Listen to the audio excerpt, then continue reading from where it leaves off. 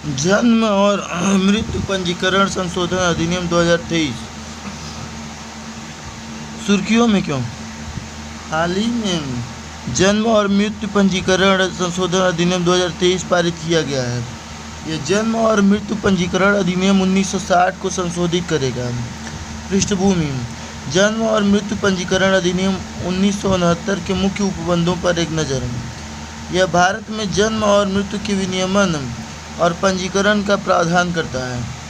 इस कार्य के लिए अधिनियम में रजिस्ट्रार जनरल ऑफ इंडिया की नियुक्ति का प्रावधान किया गया है। इस अधिनियम को राज्य, जिला और स्थानीय स्तर पर लागू करने हेतु क्रमशः मुख्य रजिस्ट्रार, जिला रजिस्ट्रार और रजिस्ट्रार की नियुक्ति की जाएगी। इनकी नियुक्ति राज्य सरकार द्वारा की जाएगी। यह रजिस्टर से किसी भी व्यक्ति के जन्म या मृत्यु से संबंधित प्रमाण प्राप्त करने की सुविधा प्रदान करता है।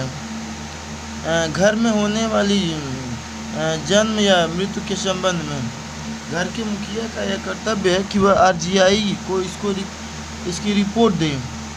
यदि जन्म या मृत्यु किसी अस्पताल में होता है तो इसकी रिपोर्टिंग के लिए उस अस्पताल का प्रभारी चिकित्सा अधिकारी उत्तरदायी होता है। बच्चे के नाम के बिना भी जन्म प्रमाण पत्र प्राप्त किया जा सकता है। जन्म और मृत्यु का पंजीकरण समवर्ती सूची के अंतर्गत आता है। वर्ष 1969 के अधिनियमों को अभी तक संशोधित नहीं किया गया था।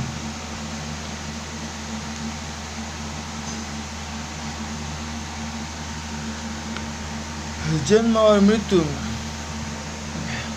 संशोधन अधिनियम 2023 के मुख्य उपबंधों पर एक नज़र। जन्म और मृत्यु का डेटाबेस। इस अधिनियम में यह उपबंध किया गया है कि भारत का रजिस्ट्रार जनरल पंजीकृत जन्म और मृत्यु का एक राष्ट्रीय डेटाबेस बनाए रखेगा।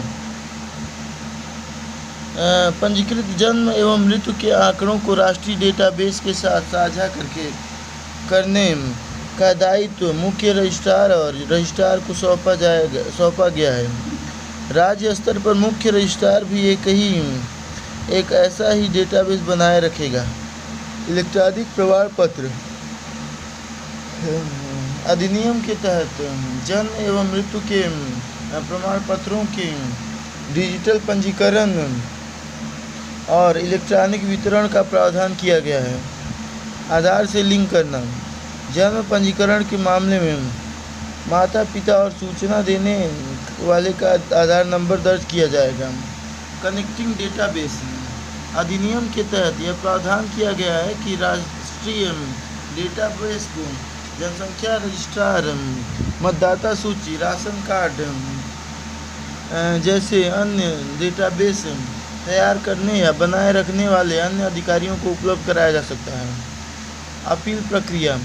रजिस्ट्रार या जिला रजिस्ट्रार द्वारा की गई किसी भी कार्रवाई या आदेश से असहमत कोई भी व्यक्ति 30 दिनों के भीतर जिला रजिस्ट्रार या मुख्य रजिस्ट्रार के पास अपील कर सकता है। प्रेस और पत्रिका पंजीकरण अधिनियम 2023 सुर्खियों में क्यों? राष्ट्रपति ने प्रेस और पत्र पत्रिका पंजीकरण विधेयक 2023 को मंजूरी दे दी है। यह विधेयक अब कानून बन चुका है। इस कानून ने औपनिवेशिक युग के प्रेस और पुस्तक पंजीकरण अधिनियम 1867 की जगह ली है। प्रेस और पुस्तक पंजीकरण अधिनियम 1867 में से पहले पारित प्रेस अधिनियमों का संक्षिप्त इतिहास है। प्रेस सेंसरशिप अधिनियम 1793। यह अधिनियम लॉर्ड वेलेस्ली के कार्यकाल के दौरान पारित किया गया था। इसे भारत का संभावित फ्रांसीसी आक्रमण से पहले प्रेस पर प्रतिबंध लगाने के लिए लाया गया था। हालांकि 1818 में लॉर्ड हेस्टिंग्स ने इसे वापस ले लिया था। लाइसेंसिंग विनियमन अध्यादेश 1823। यह अधिनियम कार्यवाहक गवर्नर जनरल जॉन एडम्स के कार्यकाल के दौरान पारित किया गया था। इस अध्यादेश में एक कठोर प्रावधान यह था कि कोई भी व्यक्ति पंजीकरण के बिना प्रेस शुरू नहीं कर सकता है या उसका उपयोग जारी नहीं रख सकता है। इस अधिनियम के कारण राम मोहन राय को अपने समाचार पत्र मीरातुल अखबार का प्रकाशन बंद करना पड़ा था। प्रेस अधिनियम 1835। यह अधिनियम गवर्नर जनरल मेटकाफ के कार्यकाल में लागू किया गया था। इस अधिनियम में प्रेस के प्रति उदारवादी रुख अपनाया गया था। इस कारण मेटकाफ को भारतीय प्रेस के मुक्तिदाता की सम्मानजनक उपाधि दी गई थी। इसके परिणाम स्वरूप 1835 और 1857 के बीच पूरे भारत में स्थानीय भाषाओं के समाचार पत्रों का तेजी से विकास हुआ था। लाइसेंसिंग अधिनियम 1857। इस अधिनियम को 1857 के विद्रोह के कारण लाया गया था।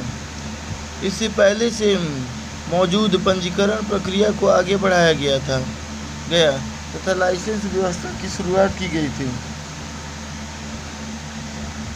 प्रेस और पुस्तक पंजीकरण अधिनियम 1867। यह अधिनियम वायसराय लॉर्ड जॉन लॉरेंस के कार्यकाल के समय पारित किया गया था। इस अधिनियम में समाचार पत्रों के प्रत्येक लेख के लिए प्रिंटर्स, प्रकाशकों और प्रकाशन के स्थान का उल्लेख करना अनिवार्य कर दिया गया था। इस अधिनियम का प्राथमिक उद्देश्य प्रेस, प्रिंटर्स और पुस्तकों एवं समाचार पत्रों के प्रकाशकों पर पूर्ण नियंत्रण रखना था। अन्य संशोधन। इस अधिनियम में 1870 और 1983 के बीच कई बार संशोधन किए गए थे। हालांकि ये संशोधन विशेष रूप से छोटे और मध्यम स्तर के प्रकाशकों के लिए प्रक्रियात्मक रूप से बोझिल व जटिल रहे। पीआरबी अधिनियम 1867 और पीआरपी अधिनियम 2023 के मुख्य प्रावधानों में अंतर। मुख्य प्रावधान। पत्रिकाओं का पंजीकरण। पीआरपी अधिनियम 2023। इसमें पत्रिकाओं में किताबें या वैज्ञानिक और अकादमिक जर्नल्स शामिल नहीं हैं। किताबें अधिनियम के दायरे से बाहर हैं। विदेशी पत्रिकाएं। किसी भी विदेशी पत्रिका की प्रतिकृति भारत में केवल केंद्र सरकार की पूर्वानुमति से ही मुद्रित की जा सकती है। प्रतिकृति का अर्थ है मूल रचना की सटीक कॉपी। प्रिंटिंग प्रेस के लिए घोषणा पत्र। इस अधिनियम में किसी पत्रिका के प्रकाशक को प्रेस रजिस्ट्रार जनरल और निर्दिष्ट स्थानीय प्राधिकरण से ऑनलाइन आवेदन करके पंजीकरण प्रमाण पत्र प्राप्त करने का प्रावधान किया गया है। प्रिंटिंग प्रेस का पंजीकरण। इस अधिनियम में प्रिंटिंग प्रेस से संबंधित जानकारी ऑनलाइन पोर्टल के माध्यम से देने का प्रावधान किया गया है। दंड जुर्माना। इस अधिनियम में पुराने अधिनियम के तहत आने वाले सभी उल्लंघनों में से ज़्यादातर को अपराध की श्रेणी से हटा दिया गया है। इस प्रकार इस कानून को औपनिवेशिक विरासत को समाप्त कर दिया गया है पंजीकरण प्रमाण पत्र निलंबित या रद्द करना। इस अधिनियम में प्रेस रजिस्ट्रार जनरल को पंजीकरण प्रमाण पत्र की निलंबित रद्द करने का अधिकार दिया गया है। साथ ही जिस व्यक्ति को किसी आतंकवादी कृत्य या गैर कानूनी गतिविधि के लिए दोषी ठहराया गया हो या जिसने देश की सुरक्षा के खिलाफ कोई काम किया हो, उसे पत्रिका प्रकाशित करने की अनुमति नहीं दी जाएगी। दूरसंचार अधिनियम 2023। सुर्खियों में क्यों?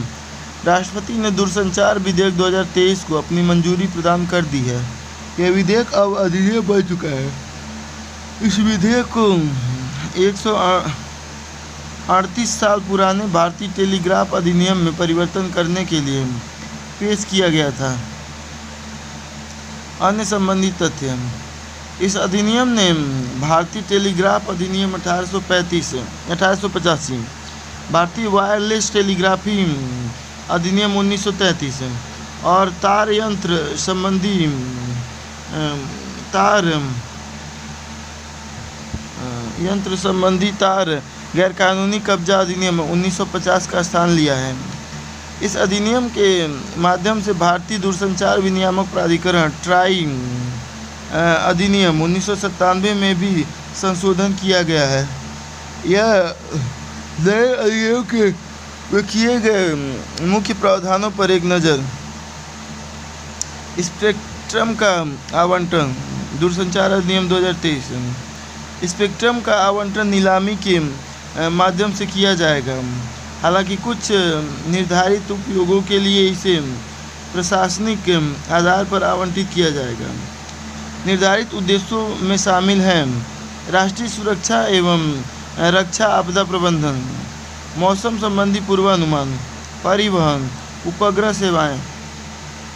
पहली बार सैटेलाइट ब्रॉडबैंड सेवाओं के लिए स्पेक्ट्रम का प्रशासनिक आवंटन किया जाएगा। यह आवंटन वैश्विक मानदंडों के अनुरूप होगा। ट्राई में नियुक्तियां। यह अध्यक्ष व सदस्यों के लिए कुछ पात्रता मानदंडों को निर्धारित करने हेतु ट्राई अधिनियम में संशोधन करता है। अध्यक्ष के रूप में सेवा करने के लिए कम से कम 30 वर्ष का पेशेवर अनुभव होना चाहिए और सदस्यों के रूप में सेवा करने के लिए कम से कम 25 वर्ष का पेशेवर अनुभव होना चाहिए।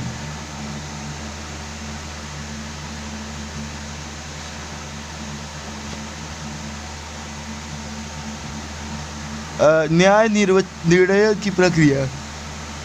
सिविल अपराधों के खिलाफ जांच करने के लिए एक न्याय निर्णय अधिकारी की नियुक्ति की जाएगी। न्याय निर्णय अधिकारी के आवेदन के खिलाफ अपील 30 दिनों के भीतर पदनामित अपील समिति के समक्ष की जा सकती है। इस अधिनियम के प्राधिकार के किसी नियम व शर्तों के उल्लंघन के मामले में इस अपील समिति के आदेश के खिलाफ अपील 30 दिनों के भीतर दूरसंचार विवाद निपटान और अपीलीय प्राधिकरण TDSAT के समक्ष की जा सकती है। उपयोगकर्ताओं की सुरक्षा। केंद्र सरकार उपयोगकर्ताओं की सुरक्षा के लिए विविध उपाय कर सकती है। उदाहरण के लिए विनिर्दिष्ट संदेश प्राप्त करने के लिए उपयोगकर्ता की पूर्व सहमति, डू नॉट डिस्टर्ब रजिस्टर तैयार करना, उपयोगकर्ताओं को मैलवेयर पर विनिर्दिष्ट संदेशों की रिपोर्ट करने में सक्षम बनाना आदि। राइट ऑफ वे। ऐसी संस्थाएं जो दूरसंचार संबंधी अवसंरचनाओं का निर्माण करती हैं, वे सार्वजनिक या निजी संपत्ति में राइट ऑफ वे की मांग कर सकती है। राइट ऑफ वे का आशय सार्वजनिक या निजी संपत्ति के उपयोग की सुविधा से है। अवरोधन और तलाशी का अधिकार। कुछ निश्चित आधारों पर संदेशों को इंटरसेप्ट, मॉनिटर या ब्लॉक किया जा सकता है। हम आधारों में राष्ट्र की सुरक्षा, लोक व्यवस्था और अपराधों को उकसाए जाने से रोकना आदि शामिल है। दूरसंचार से संबंधित गतिविधियों के लिए अनुमति। नई दूरसंचार सेवाएं प्रदान करने तथा दूरसंचार नेटवर्क की स्थापना, संचालन, रखरखाव या विस्तार करने एवं रेडियो उपकरण रखने के लिए केंद्र सरकार की पूर्व अनुमति आवश्यक है। OTTs का विनियमन। इस अधिनियम के तहत OTT प्लेटफॉर्म्स को विनियमित नहीं किया जाएगा। अन्य प्रावधान। डिजिटल भारत निधि। इस अधिनियम के तहत सार्वभौमिक सेवा दायित्व का नाम बदलकर डिजिटल भारत निधि कर दिया गया है।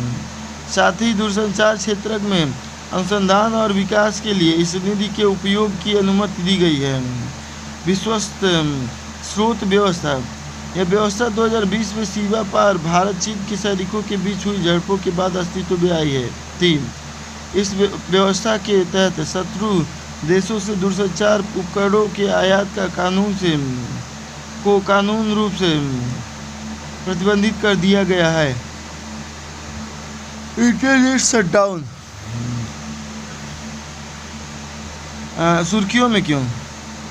एक रिपोर्ट के अनुसार विरोध प्रदर्शनों पर अंकुश लगाने के लिए पिछले 3 वर्षों में सबसे अधिक बार इंटरनेट शटडाउन किए गए हैं। यह report internet freedom foundation IFF और ह्यूमन राइट्स वॉच ने जारी की है। भारत में इंटरनेट शटडाउन से संबंधित प्रावधान। इंटरनेट शटडाउन के अंतर्गत इंटरनेट तक पहुंच को पूरी तरह से निषिद्ध करना, इंटरनेट स्पीड को धीमा करना या किसी विशेष कंटेंट को प्रतिबंधित करना शामिल है। वर्तमान में दूरसंचार सेवाओं का निलंबन, इंटरनेट शटडाउन सहित दूरसंचार सेवा अस्थायी निलंबन लोक आपात और लोक सुरक्षा नियम 2017 द्वारा शासित होता है। इन नियमों को भारतीय टेलीग्राफ अधिनियम 1885 के तहत अधिसूचित किया गया है। 2017 के नियम लोक आपात काल के आधार पर किसी क्षेत्र में दूरसंचार सेवाओं को अस्थायी रूप से बंद करने का प्रावधान करते हैं। इसमें दूरसंचार सेवाओं को एक बार में केवल 15 दिनों तक ही बंद किया जा सकता है।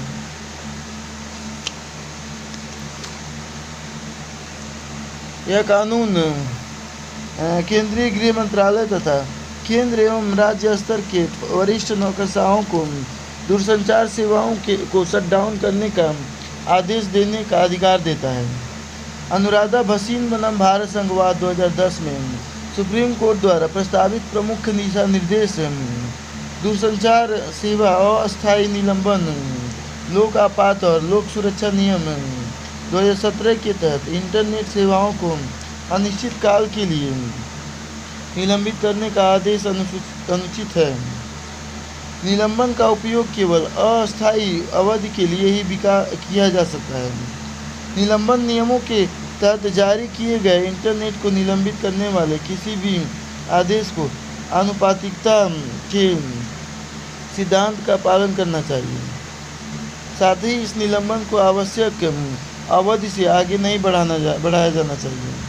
निलंबन नियमों के तहत इंटरनेट को निलंबित करने का कोई भी आदेश न्यायिक समीक्षा के अधीन है।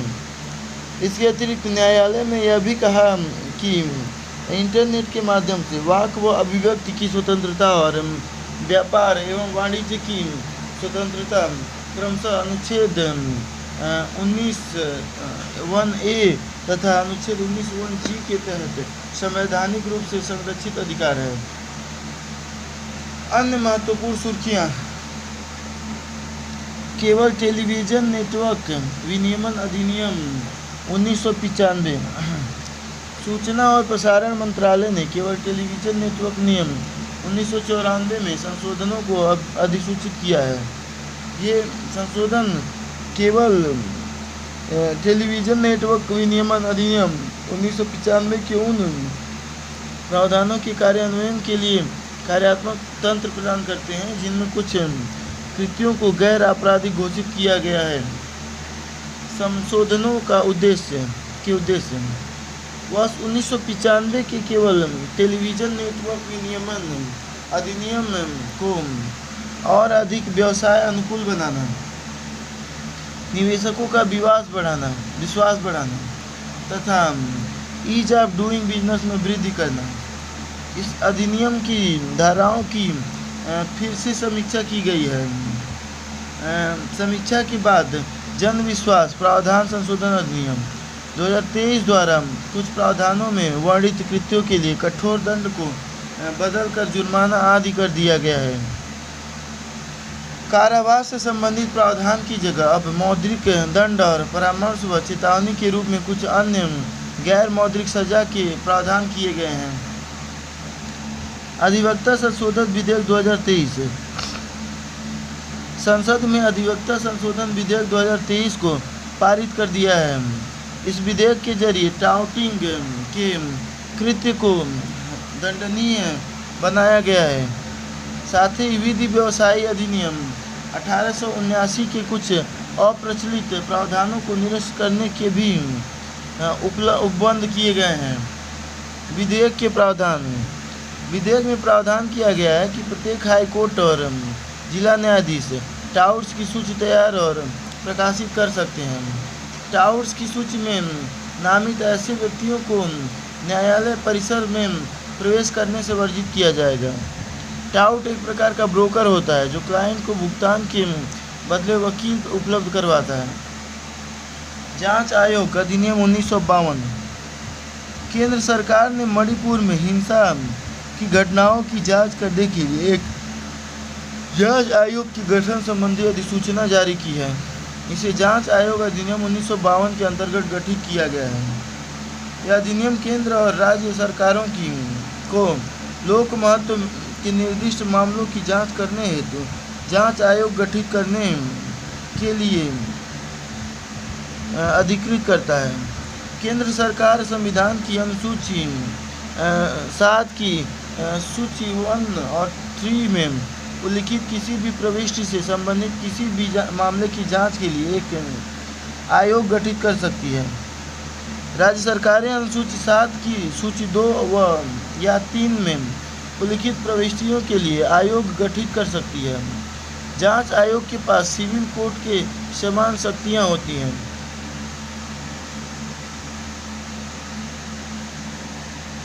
विदेशी योगदान विनियमन अधिनियम FCRA। गृह मंत्रालय ने FCRA के कथित उल्लंघन के कारण एयर इंडिया का विदेशी फंडिंग लाइसेंस निलंबित कर दिया है। विदेशी योगदान विनियमन अधिनियम को 1976 में आपातकाल के दौरान व्यक्तियों और संगठनों को मिल रहे विदेशी दान को विनियमित करने के लिए अधिनियमित किया गया था, ताकि वे एक संप्रभु लोकतांत्रिक गणराज्य के मूल्य के अनुरूप कार्य कर सकें। विदेशी फंड के उपयोग के लिए FCRA कानून में 2010 में संशोधन किया गया था। इससे यह कानून और मजबूत हो गया है। इस संशोधन का उद्देश्य राष्ट्रीय हित के लिए हानिकारक किसी भी गतिविधि हेतु विदेशी फंड के उपयोग पर प्रतिबंध लगाना है। NGOs द्वारा विदेशी फंड की प्राप्ति और उपयोग पर सख्त नियंत्रण एवं जांच के लिए 2020 में FCRA 2010 में संशोधन किया गया था। शत्रु संपत्ति किसी शत्रु व्यक्ति या शत्रु फर्म की संपत्ति या उसकी ओर से धारित या प्रबंधित संपत्ति को शत्रु संपत्ति कहते हैं। शत्रु या शत्रु व्यक्ति या शत्रु फर्म का आशय ऐसे व्यक्ति या देश से है जो भारत रक्षा अधिनियम 1962, भारत रक्षा नियम 1962, भारत रक्षा अधिनियम 1971 तथा भारत रक्षा नियम 1971 के तहत शत्रु के रूप में वर्णित है। इन संपत्तियों के प्रबंधन के लिए 1968 में शत्रु संपत्ति अधिनियम बनाया गया था। इस कानून के तहत custodian of enemy property in India को शत्रु संपत्तियों के प्रबंधन और संरक्षण का अधिकार दिया है। गौरतलब है कि CEPI केंद्रीय गृह मंत्रालय के अधीन कार्य करता है। वर्ष 2017 में शत्रु संपत्ति संशोधन और सत्यापन अधिनियम लागू किया गया। यह शत्रु संपत्ति को शत्रु में से अन्य व्यक्तियों को हस्तांतरित करने की अनुमति देता है। सुर्खियों में रहे महत्वपूर्ण संवैधानिक सांविधिक कार्यकारी निकाय। सबसे पहला जो है लोकपाल। लोकपाल सुर्खियों में क्यों? एक उच्च स्तरीय खोज समिति ने लोकपाल के अध्यक्ष और सदस्यों के पदों के लिए आवेदन करने की तारीख बढ़ा दी है। लोकपाल के बारे में भारत में LM सिंघवी ने लोकपाल लोकायुक्त शब्दावली का इस्तेमाल किया था। हालांकि देश में लोकपाल शब्द का पहली बार प्रयोग 1966 में प्रशासनिक सुधार आयोग की एक रिपोर्ट में किया गया था। लोकपाल का गठन लोकपाल और लोकायुक्त अधिनियम 2013 के तहत एक सांविधिक निकाय के रूप में किया गया था। यह अधिनियम संघ के लिए लोकपाल और राज्यों के लिए लोकायुक्त के पद के सृजन का प्रावधान करता है। इसका उद्देश्य लोक पदाधिकारियों के विरुद्ध भ्रष्टाचार के आरोपों की जांच करना है।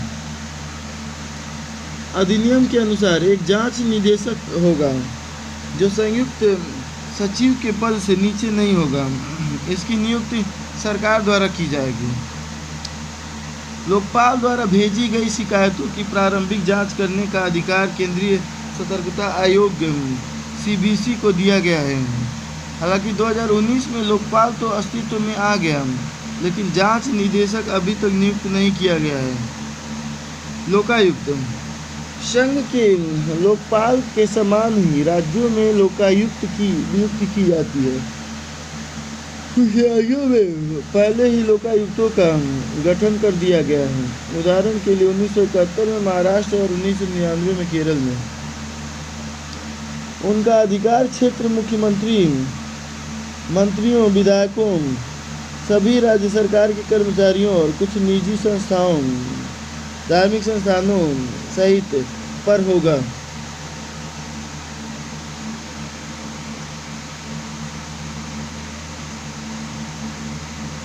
अधिनियम के अनुसार एक जांच निदेशक होगा जो संयुक्त सचिव के पद से नीचे नहीं होगा।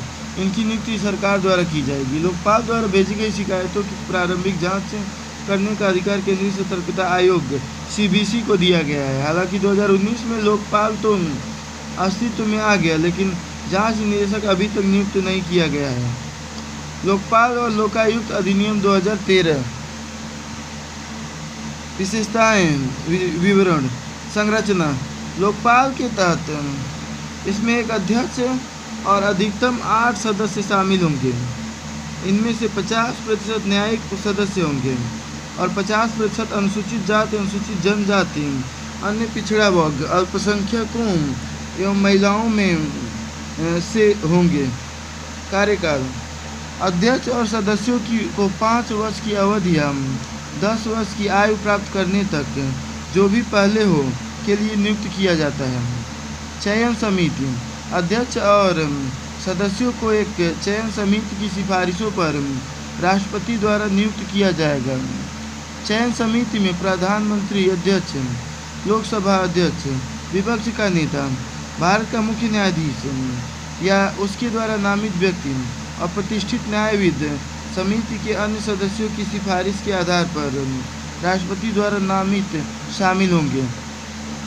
2013 के लोकपाल अधिनियम के अनुसार कार्मिक और प्रशिक्षण विभाग को उन उम्मीदवारों की सूची तैयार करनी होगी जो लोकपाल के अध्यक्ष या सदस्य बनने के इच्छुक हैं। संपत्ति की जब्ती भ्रष्टाचार के माध्यम से अर्जित संपत्ति की जब्ती की जाएगी, भले ही इससे संबंधित मुकदमा लंबित हो। पूछताछ व जांच के लिए समय सीबीआई द्वारा पूछताछ पूरी करने के लिए 60 दिन और जांच पूरी करने के लिए 6 महीने का समय निर्धारित किया गया है। सीबीआई के लिखित अनुरोध पर लोकपाल द्वारा 6 महीने की इस अवधि को बढ़ाया जा सकता है।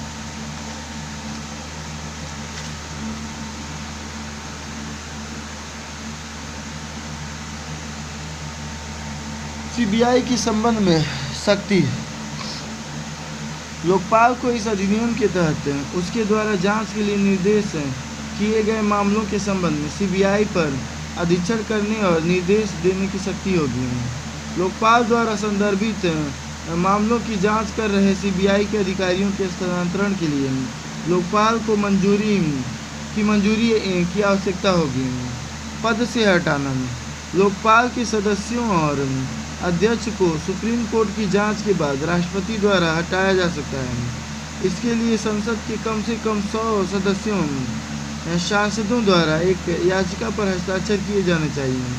लोकपाल का क्षेत्राधिकार यह प्रधानमंत्री, मंत्रियों, सांसदों, ग्रुप ए, बी, सी और डी अधिकारियों तथा केंद्र सरकार के अधिकारियों तक विस्तृत है।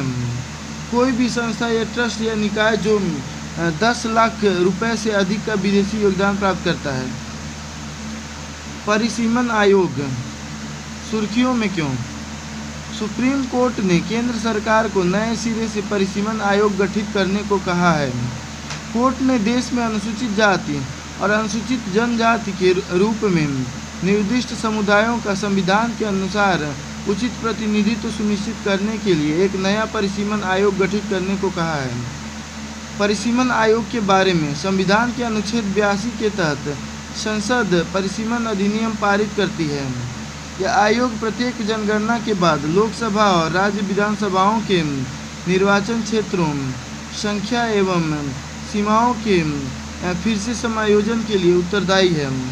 परिसीमन आयोग के निर्णय अंतिम माने जाते हैं और इन्हें किसी भी न्यायालय में चुनौती नहीं दी जा सकती है।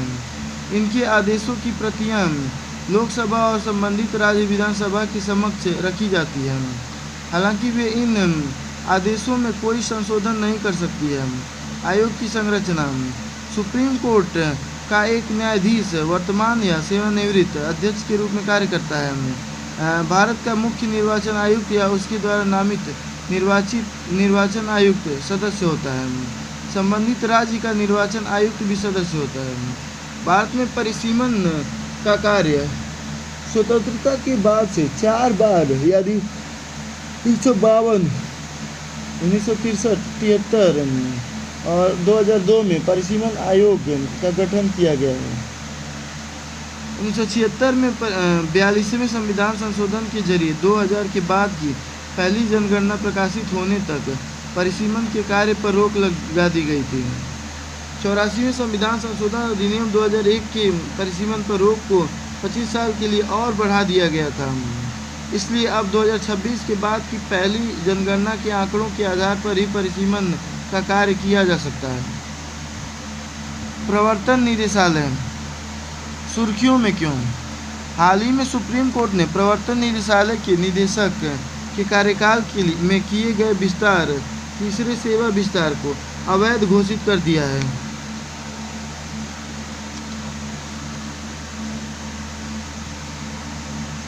प्रवर्तन निदेशालय यानी कि ईडी की शक्तियां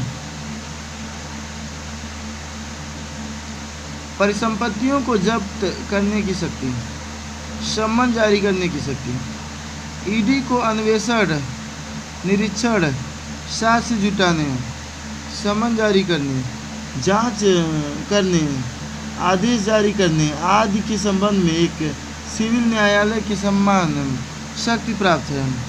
गिरफ्तार करने की शक्ति: ईडी धन शोधन निवारण अधिनियम PMLA 2002 और फेमा 1999 के उल्लंघन की जांच करने के लिए एक नोडल एजेंसी है। यह इन मामलों में पुलिस द्वारा औपचारिक FIR दर्ज किए बिना ही जांच एवं गिरफ्तारी कर सकता है। रिकॉर्ड किए गए साक्ष्यों की स्वीकार्यता: और 2022 में सुप्रीम कोर्ट ने यह फैसला दिया था कि ईडी अधिकारियों द्वारा दर्ज किए गए बयानों को न्यायालय में साक्ष्य के रूप में स्वीकार किया जा सकता है। जुर्माने, अर्थदंड और अर्थदंड की बकाया राशि की वसूली: प्रवर्तन निदेशालय फेमा के तहत संबंधित व्यक्ति ने जुर्माने, अर्थदंड और अर्थदंड की बकाया राशि की वसूली के लिए आवश्यक कदम उठा सकता है। प्रवर्तन निदेशालय ईडी इन्फोर्समेंट डायरेक्टोरेट क्या है? ये जांच एजेंसी है। ये इसकी स्थापना 1952 में हुई थी और यह वित्त मंत्रालय के राजस्व विभाग के अधीन कार्यरत है। संरचना: ईडी डायरेक्टर इसका प्रमुख होता है, जिसे CBC अधिनियम 2003 की धारा 25 के प्रावधानों के अनुसार नियुक्त किया जाता है। कार्यकाल 2 वर्ष का कार्यकाल, लेकिन 3 वार्षिक विस्तार दिया जा सकता है। सौंपे गए कार्य: यह निम्नलिखित कानूनों के कुछ प्रावधानों को लागू करने के लिए उत्तरदायी है। विदेशी मुद्रा प्रबंधन अधिनियम फेमा 1999, धन शोधन निवारण अधिनियम PMLA 2002, भगोड़ा आर्थिक अपराधी अधिनियम APO 2018, विदेशी मुद्रा संरक्षण और तस्करी निवारण अधिनियम 1974।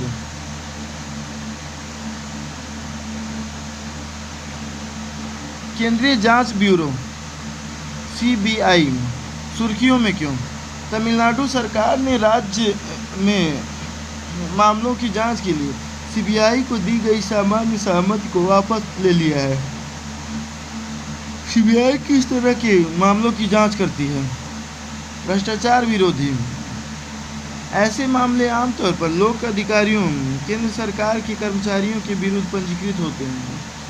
भ्रष्टाचार निवारण अधिनियम 1988 के तहत अपराधों की जांच से संबंधित सीबीआई के कामकाज की देखरेख की शक्ति केंद्रीय सतर्कता आयोग सीबीसी के पास है।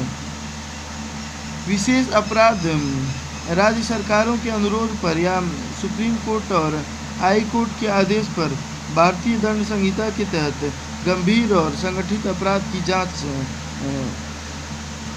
विशिष्ट सहमति के मामले में सीबीआई को हर मामले में जांच आरंभ करने से पहले राज्य सरकार को आवेदन करना होता है। यदि विशिष्ट सहमति नहीं दी जाती है तो सीबीआई अधिकारियों के पास संबंधित राज्य में प्रवेश करने की पुलिस की शक्ति प्राप्त नहीं होती है। सामान्य सहमति को वापस लेने के उन मामलों पर कोई प्रभाव नहीं पड़ता है जिनकी जांच पहले से ही चल रही है।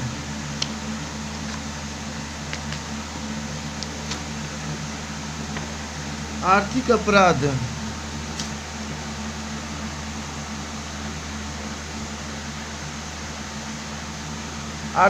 वित्तीय कदाचार, बैंक धोखाधड़ी, धन शोधन, मनी लॉन्ड्रिंग, काले धन आदि से संबंधित अपराध। हालांकि सीबीआई आमतौर पर धन शोधन के मामलों को ईडी को हस्तांतरित कर देती है। स्वतः संज्ञान के आधार पर सीबीआई केवल केंद्र शासित प्रदेशों में अपराधों को स्वतः संज्ञान से जांच कर सकती है। केंद्र सरकार संबंधित राज्य की सहमति के बाद ही सीबीआई को राज्य में किसी अपराध की जांच के लिए अधिकृत कर सकती है। हालांकि सुप्रीम कोर्ट और हाई कोर्ट सीबीआई को राज्य की सहमति के बिना देश में कहीं भी किसी अपराध की जांच करने का आदेश दे सकते हैं। सामान्य सहमति के बारे में दिल्ली विशेष पुलिस स्थापना अधिनियम 1946 की धारा 6 के तहत सीबीआई को किसी राज्य में जांच करने के लिए संबंधित राज्य सरकार से पूर्व अनुमति लेनी पड़ती है। राज्य सरकार द्वारा सीबीआई को दी गई सहमति सामान्य या केस विशिष्ट हो सकती है। सामान्य सहमति वास्तव में स्वतः सहमति होती है। हाल ही में कुछ राज्यों ने सीबीआई को दी गई सामान्य सहमति वापस ले ली है। इनमें पश्चिम बंगाल, मिजोरम, पंजाब जैसे राज्य शामिल हैं। सामान्य सहमति से जुड़े अपवाद, सुप्रीम कोर्ट व हाई कोर्ट राज्य की सहमति के बिना भी सीबीआई को देश कहीं भी अपराध की जांच करने का आदेश दे सकते हैं। उन मामलों में जहां कोई व्यक्ति रिश्वत लेते हुए रंगे हाथों पकड़ा गया हो वहां जांच के लिए सामान्य सहमति संबंधी प्रावधान लागू नहीं होते हैं। Central bureau of investigation CBI स्थापना, इसकी स्थापना 1963 में हुई थी तथा यह कार्मिक, पेंशन और लोक शिकायत मंत्रालय के अधीन कार्यरत है। यह दिल्ली विशेष पुलिस स्थापना डीवीएसपी अधिनियम 1946 द्वारा शासित होती है। इसकी स्थापना की सिफारिश भ्रष्टाचार के रोकथाम पर संथानम समिति 162-64 द्वारा की गई थी। संरचना, सीबीआई का डायरेक्टर इसका प्रमुख होता है। सीबीआई के डायरेक्टर की नियुक्ति प्रधानमंत्री, लोकसभा में विपक्ष के नेता, दल के नेता और सीजेआई से मिलकर बनी 3 सदस्यीय समिति द्वारा की जाती है।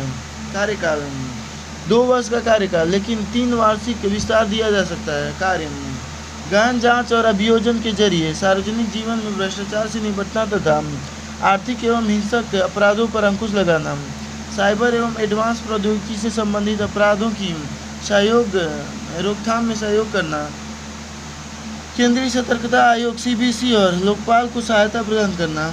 यह भारत में नोडल पुलिस एजेंसी है जो इंटरपोल के सदस्य देशों की ओर से जांच का समन्वय करती है। राष्ट्रीय कैडेट कोर एनसीसी सुर्खियों में क्यों? राष्ट्रीय कैडेट कोर एनसीसी विश्व का सबसे बड़ा वर्दीधारी युवा संगठन है। 2023 में इस संगठन की 75वीं वर्षगांठ मनाई गई। द एनसीसी के बारे में, एनसीसी का गठन 1948 में राष्ट्रीय कैडेट कोर अधिनियम 1948 संसद का अधिनियम क्रमांक XXXI के तहत किया गया था। इससे पहले पंडित एच.एन. कुंजरू की अध्यक्षता वाली एक समिति ने राष्ट्रीय स्तर पर स्कूलों और कॉलेजों में एक कैडेट संगठन स्थापित करने की सिफारिश की थी। एनसीसी के उद्देश्य जीवन के सभी क्षेत्रों में नेतृत्व प्रदान करने और राष्ट्र की सेवा के लिए हमेशा उपलब्ध रहने के लिए संगठित, प्रशिक्षित व उत्साहित युवाओं का संगठन तैयार करना। यह कि त्रिसेवा संगठन है जिसमें थल सेना, नौसेना और एयर विंग शामिल होती है। मुख्यालय नई दिल्ली। एनसीसी निदेशालय राज्य स्तर पर एनसीसी को 17 निदेशालयों में विभाजित किया गया है। ये निदेशालय एक राज्य या राज्यों या केंद्र शासित प्रदेशों के समूह को कवर करते हैं। एनसीसी के कार्यक्रम की प्रकृति स्वैच्छिक है। छात्रों पर सक्रिय सैन्य सेवा के लिए कोई दायित्व नहीं होता है। एनसीसी की अवधि के आधार पर छात्रों को 3 प्रकार के प्रमाण पत्र प्रदान किए जाते हैं। एनसीसी बनाम राष्ट्रीय सेवा योजना एनएसएस। यद्यपि ये दोनों ही प्रकृति में स्वैच्छिक हैं, फिर भी इनमें कुछ अंतर मौजूद है। एनसीसी और राष्ट्रीय सेवा योजना एनएसएस में अंतर। एनसीसी मंत्रालय रक्षा मंत्रालय और एनएसएस युवा कार्यक्रम और खेल मंत्रालय। एनसीसी स्थापना 1948, एनएसएस स्थापना 1969। एनसीसी का लक्ष्य राष्ट्र की सेवा और सैन्य करियर के लिए अनुशासित व निस्वार्थ युवा नेतृत्व को बढ़ावा देना, और एनएसएस का लक्ष्य सामुदायिक सेवा के माध्यम से विद्यार्थियों के व्यक्तित्व का विकास करना। एनसीसी का गठन इसे राष्ट्रीय कैडेट कोर अधिनियम 1948 संसद का अधिनियम क्रमांक 31वीं के तहत गठित किया गया था। और एनएसएस का गठन यह एक केंद्रीय क्षेत्र की योजना है। एनसीसी की वर्दी। एनसीसी कैडेट्स के लिए वर्दी अनिवार्य होती है। एनएसएस स्वयंसेवकों के लिए कोई वर्दी निर्धारित नहीं है। कौन शामिल हो सकता है? एनसीसी में जूनियर डिवीजन विंग स्कूलों के छात्र 13 वर्ष या उससे अधिक आयु के। सीनियर डिवीजन विंग कॉलेजों और 11वीं और 12वीं कक्षा के छात्र।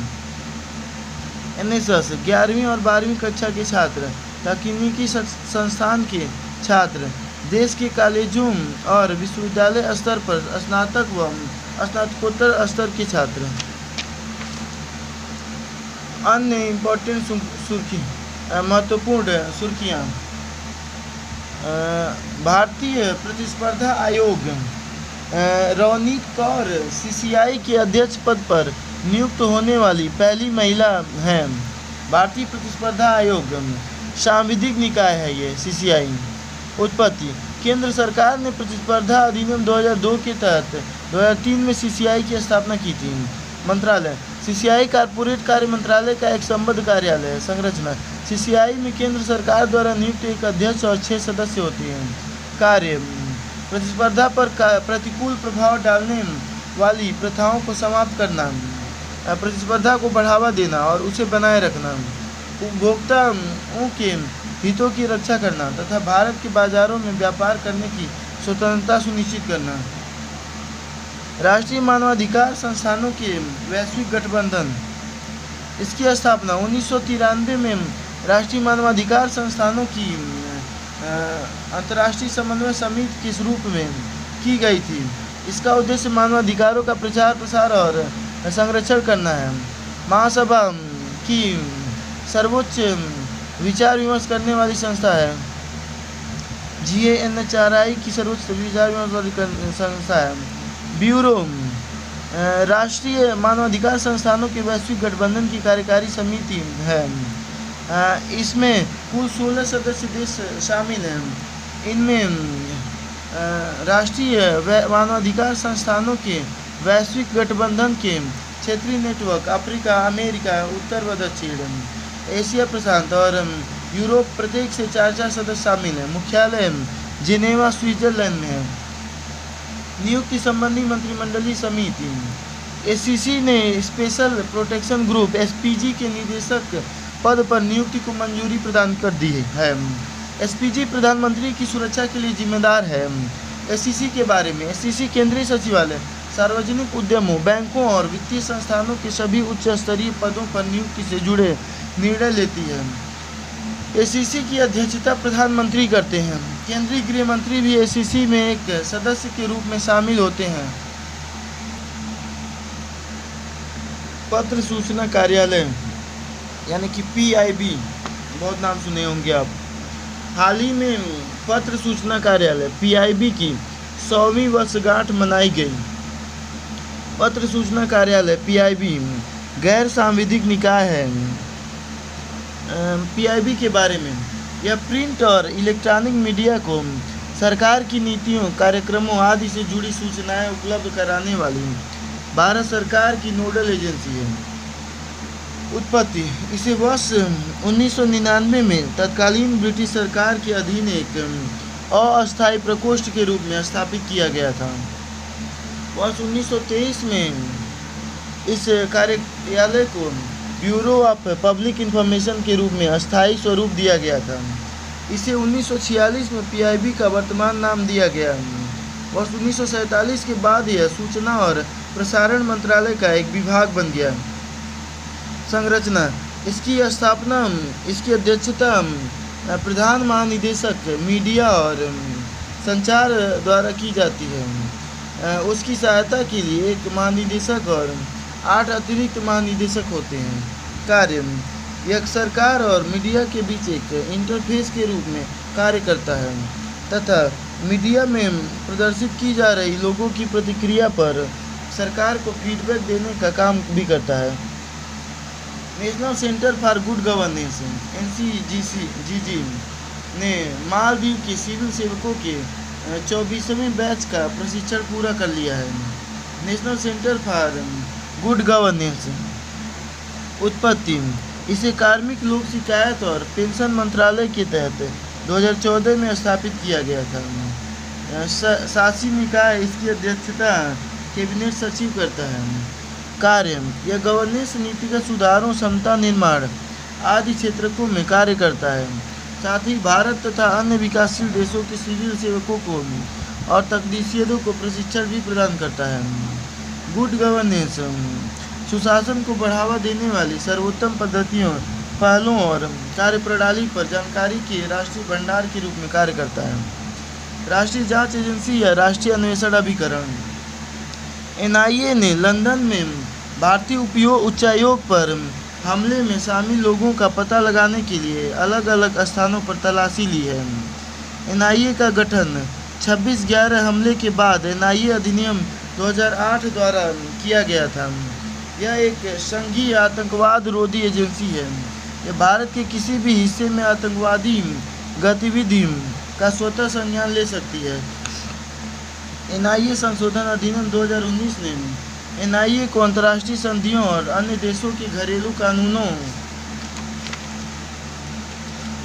के अधीन रहते हुए भारत के बाहर किए गए अनुसूचित अपराधों की जांच करने का अधिकार दिया गया है। वर्ष 2019 के अधिनियम ने केंद्र को NIA द्वारा जांचों के लिए सत्र न्यायालय को विशेष अदालत के रूप में नामित करने का अधिकार भी दिया है। कैबिनेट सचिव को एक और साल के लिए सेवा विस्तार दिया गया है। कैबिनेट सचिव पद के बारे में, कैबिनेट सचिव की नियुक्ति मंत्रिमंडल की नियुक्ति समिति द्वारा वरिष्ठता सहयोग्यता के आधार पर की जाती है। कैबिनेट सचिव भारत सरकार कार्य आवंटन नियम 1961 और भारत सरकार कार्य संचालन नियम 1961 के प्रशासन के लिए जिम्मेदार है। कैबिनेट सचिव सिविल सेवा बोर्ड का भी प्रमुख भी होता है।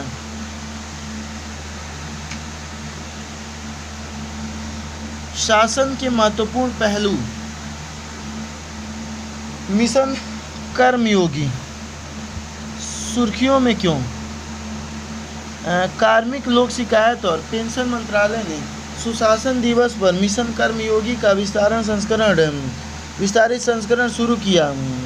मिशन कर्मयोगी के बारे में, मिशन कर्मयोगी सिविल सेवकों के क्षमता निर्माण के लिए राष्ट्रीय कार्यक्रम है।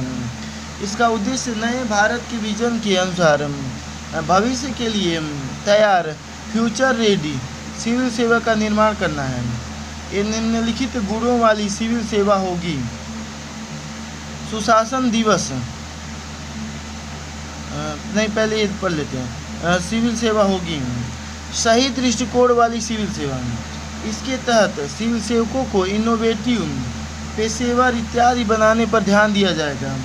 तकनीकी क्षमता से युक्त कुशल सिविल सेवक और न्यू इंडिया के विजन और ज्ञान से युक्त सिविल सेवक।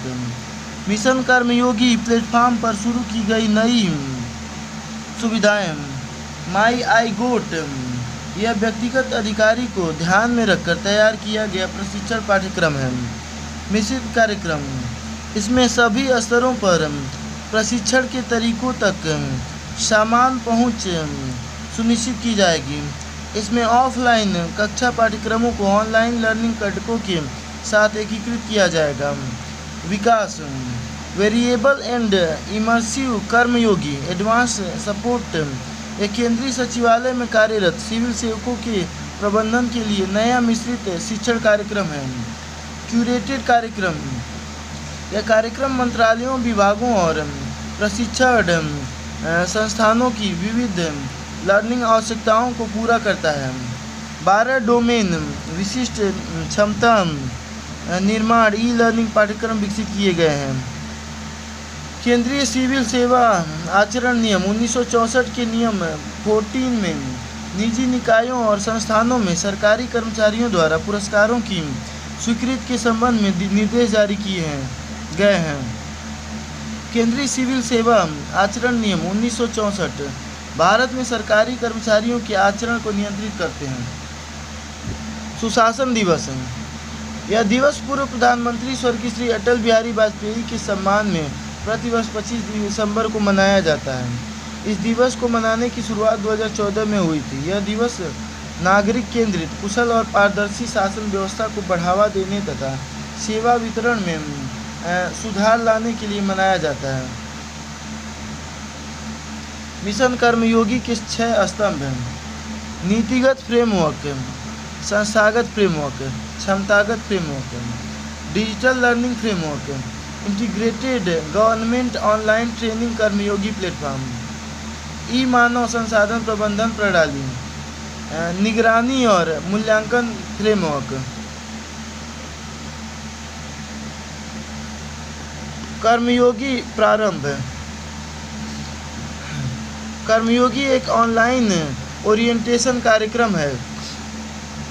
इसे कार्मिक लोक शिकायत और पेंशन मंत्रालय के तहत शुरू किया गया है। इस कार्यक्रम का उद्देश्य रोजगार मेलों से भर्ती किए गए सभी नए सरकारी कर्मचारियों को सरकारी नीतियों से संबंधित सभी आवश्यक जानकारी प्रदान करना है। कर्मयोगी प्रारंभ कार्यक्रम 8 पाठ्यक्रमों का एक सेट है जिन्हें रोजगार मेलों में से भर्ती किए गए सभी कर्मियों के लिए तैयार किया गया है। कर्मयोगी प्रारंभ मॉड्यूल मिशन कर्मयोगी का हिस्सा है। सूचना का अधिकार RTI, सुर्खियों में क्यों? हाल ही में सुप्रीम कोर्ट ने केंद्र और राज्य सरकारों को क्रमशः केंद्रीय सूचना आयोग तथा राज्य सूचना आयोग में रिक्तियों को भरने का निर्देश दिया है। सूचना का अधिकार RTI के बारे में, RTI का तात्पर्य है कि कोई भी भारतीय नागरिक राज्य या केंद्र शासित सरकार के कार्यालयों और विभागों से कोई भी सूचना जिसे सार्वजनिक जानकारी माना जाता है प्राप्त करने का अनुरोध कर सकता है। नोडल एजेंसी, कार्मिक और प्रशिक्षण विभाग RTI अधिनियम को लागू करने के लिए उत्तरदायी नोडल एजेंसी है। यह कार्मिक लोक शिकायत और पेंशन मंत्रालय के अधीन कार्य करता है। RTI अधिनियम 2005 के मुख्य प्रावधानों पर एक नज़र। धारा, लोक प्राधिकारी का तात्पर्य किसी ऐसे प्राधिकरण या निकाय या स्वायत्त शासी संस्था से है जिसे संविधान द्वारा या उसके अधीन स्थापित किया गया हो। संसद, राज्य विधानमंडल द्वारा बनाए गए किसी अन्य कानून द्वारा स्थापित किया गया हो। सरकार द्वारा जारी अधिसूचना या आदेश के जरिए स्थापित या गठित किया गया हो। इसमें निम्नलिखित शामिल हैं: ऐसी संस्था जो सरकार के स्वामित्व में या नियंत्रण में है या जो प्रत्यक्ष या अप्रत्यक्ष रूप से सरकार से वित्त पोषित है। ऐसे गैर सरकारी संगठन जो सरकार द्वारा प्रत्यक्ष या अप्रत्यक्ष रूप से उपलब्ध कराए गए फंड से वित्त पोषित हों। धारा 6A(1) कोई व्यक्ति जो इस अधिनियम के तहत कोई सूचना प्राप्त करना चाहता है उसे केंद्रीय लोक सूचना अधिकारी CPIO या राज्य लोक सूचना अधिकारी PIO को लिखित रूप में या इलेक्ट्रॉनिक माध्यम से अनुरोध करना होता है। केंद्रीय सूचना आयोग CIC ये एक सांविधिक निकाय है। स्थापना इसका गठन 2005 में RTI अधिनियम 2005 के तहत किया गया था। नियुक्ति राष्ट्रपति द्वारा एक समिति की सिफारिश के बाद की जाती है। समिति में शामिल होते हैं प्रधानमंत्री, समिति के अध्यक्ष, लोकसभा विपक्ष के नेता, प्रधानमंत्री द्वारा नामित एक केंद्रीय कैबिनेट मंत्री। कार्यकाल 3 वर्ष या अधिकतम 65 वर्ष। संरचना इसमें एक मुख्य सूचना आयुक्त CIC और अधिकतम 10 सूचना आयुक्त IC शामिल होते हैं। CIC पुनर्नियुक्ति के लिए पात्र नहीं होता है। कार्य समन जारी करने, दस्तावेजों के प्रकटीकरण आदि के संबंध सिविल न्यायालय के समान शक्तियाँ। इसे RTI 2005 के तहत किसी व्यक्ति द्वारा मांगी गई सूचना से संबंधित शिकायतों की जांच करने का अधिकार प्रदान किया गया है। धारा 7 इसके तहत PIOs द्वारा सूचना प्रदान करने के लिए अधिकतम समय सीमा तय की गई है। धारा 8 इसके तहत कुछ मामलों में सूचना के प्रकटीकरण से छूट प्रदान की गई है। RTI अधिनियम 2005 के तहत छूट। RTI अधिनियम की धारा 24 में यह प्रावधान किया गया है कि RTI कानून दूसरी अनुसूची में शामिल किए गए आसूचना और सुरक्षा संगठनों पर लागू नहीं होगा। हालांकि भ्रष्टाचार और मानवाधिकार उल्लंघन के आरोपों से संबंधित सूचना को इस उपधारा के तहत छूट नहीं दी जाएगी। दूसरी अनुसूची में CERT इन रॉ IB जैसे आसूचना खुफिया और सुरक्षा एजेंसियां शामिल हैं। RTI अधिनियम 2005 के तहत अन्य छूटों में शामिल हैं। धारा 8(1) सभी छूटों की सूची। ऐसी सूचना जिसे प्रकट करने से भारत की संप्रभुता और अखंडता, राज्य की सुरक्षा, रणनीति, वैज्ञानिक या आर्थिक हित, अन्य देशों के साथ संबंधों पर प्रतिकूल प्रभाव पड़ता हो या किसी अपराध को बढ़ावा मिलता हो। ऐसी सूचना जो वाणिज्यिक गोपनीयता, ट्रेड सीक्रेट या बौद्धिक संपदा से जुड़ी हो, जिसे प्रकट करने से किसी तीसरे पक्ष की प्रतियोगी स्थिति को नुकसान होता हो। यदि सक्षम प्राधिकारी इस बात से संतुष्ट हो जाए कि ऐसी जानकारी का खुलासा करना व्यापक जनहित के लिए जरूरी है तो उसे प्रकट करना होगा। ऐसी सूचना जिसे प्रकट करने से न्यायालय की अवमानना होती है। ऐसी सूचना जिसे प्रकट करने के किसी व्यक्ति का जीवन या शारीरिक सुरक्षा खतरे में पड़ सकता है या सकती है। ऐसी सूचना जो सांसद या राज्य विधानमंडल के विशेषाधिकारों का उल्लंघन करती हो। ऐसी सूचना जो अपराधों की जांच या गिरफ्तारी या अभियोजन की प्रक्रिया में बाधा उत्पन्न करती हो। किसी विदेशी सरकार से अविश्वास पर प्राप्त सूचना। मंत्रिमंडल के दस्तावेज जिसमें मंत्रिपरिषद, सचिवों और अन्य अधिकारियों के विचार विमर्श के दस्तावेज शामिल होते हैं। किसी व्यक्ति को उसकी वैश्वासिक संबद्धता से संबंधित सूचना के मामले में यदि सक्षम प्राधिकारी इस बात से संतुष्ट हो जाए कि ऐसी जानकारी का खुलासा करना व्यापक जनहित के लिए जरूरी है तो उसे प्रकट करना होगा। ऐसी सूचना जो किसी की व्यक्तिगत सूचना से संबंधित हो, जिसे प्रकट करने का किसी सार्वजनिक क्रियाकलाप या हित से कोई संबंध न हो या जिससे निजता का अनावश्यक उल्लंघन होता हो। धारा 8(2) में कहा गया है कि यदि सूचना के प्रकटीकरण के कारण लोक हित को होने वाला लाभ संरक्षित हित के नुकसान से अधिक है तो RTI अधिनियम की धारा 8(1) और ऑफिशियल सीक्रेट एक्ट 1923 के तहत छूट प्राप्त जानकारी का खुलासा किया जा सकता है। आधार सुर्खियों में क्यों? इलेक्ट्रॉनिक्स और सूचना प्रौद्योगिकी मंत्रालय (MeitY) ने सरकारी मंत्रालयों एवं विभागों के अलावा अन्य संस्थाओं को भी आधार प्रमाणीकरण के प्रयोग में सक्षम बनाने हेतु नियमों को प्रस्तावित किया है।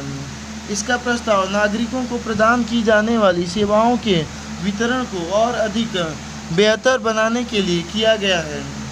अन्य संबंधित तथ्य: वर्तमान में मंत्रालयों और विभागों को 2020 के नियमों के तहत आधार प्रमाणीकरण को लागू करने की अनुमति दी गई है।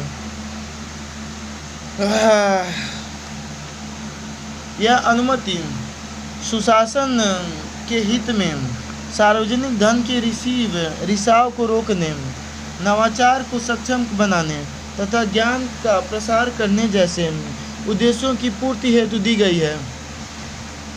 इसके अतिरिक्त 2019 के संशोधनों में उपबंध किया गया है कि यदि UIDAI बैंकों और दूरसंचार कंपनियों जैसी संस्थाओं द्वारा गोपनीयता एवं सुरक्षा संबंधी मानकों के अनुपालन से संतुष्ट हो जाता है तो इन संस्थाओं को भी प्रमाणीकरण करने की अनुमति दी जा सकती है।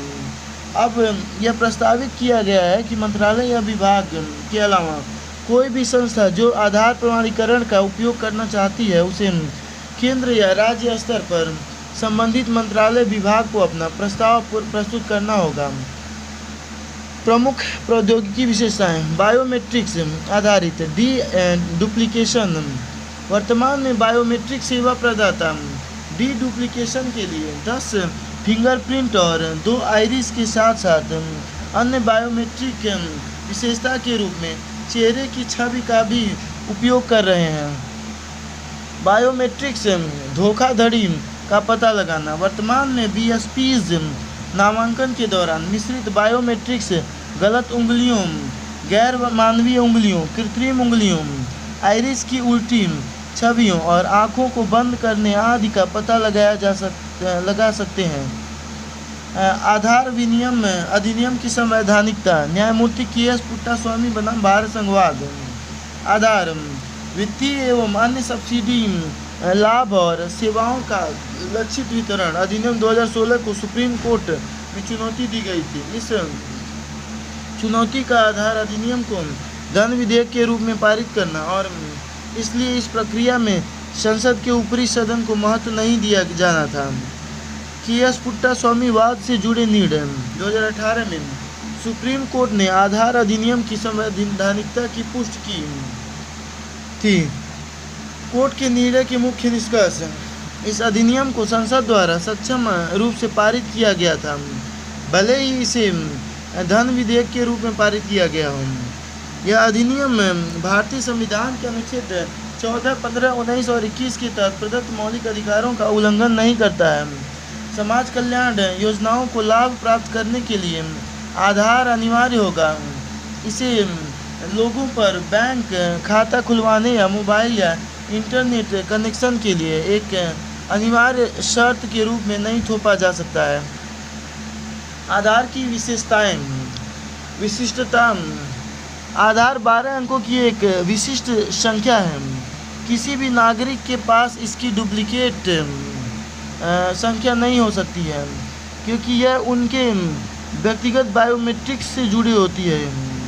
क्रम रहित संख्या। आधार नामांकन प्रक्रिया में जाति, धर्म, आय, स्वास्थ्य, भूगोल आदि जैसे विवरण शामिल नहीं हैं।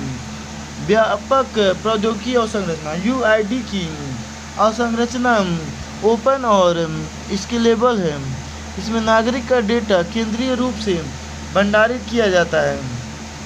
इसे देश में कहीं से भी ऑनलाइन प्रमाणित किया जा सकता है। लक्षित डिलीवरी। आयकर रिटर्न दाखिल करने और सरकारी सब्सिडी या लाभ प्राप्त करने के लिए आधार अनिवार्य है। गैर आधार धारकों को सब्सिडी हेतु पहचान के वैकल्पिक साधनों की पेशकश की जाएगी। पते और पहचान का प्रमाण। यह भारत के निवासियों के लिए पहचान और पते के प्रमाण के बाद प्रमाण के रूप में कार्य करता है। हालांकि आधार नागरिकता का प्रमाण नहीं है। इलेक्ट्रॉनिक लाभ अंतरण। UID से जुड़े बैंक खातों का नेटवर्क निवासियों को सीधे लाभ पहुंचाने के लिए एक सुरक्षित और कम लागत वाला मंच प्रदान करता है। बायोमेट्रिक्स धोखाधड़ी का पता लगाना। वर्तमान में बीएसपीज नामांकन के दौरान मिश्रित बायोमेट्रिक्स, गलत उंगलियों, गैर मानवीय उंगलियों, कृत्रिम उंगलियों, आइरिस की उल्टी छवियों और आंखों को बंद करने आदि का पता लगा सकते हैं। नहीं, ये तो हो ही गया यार, पढ़ चुका हूँ।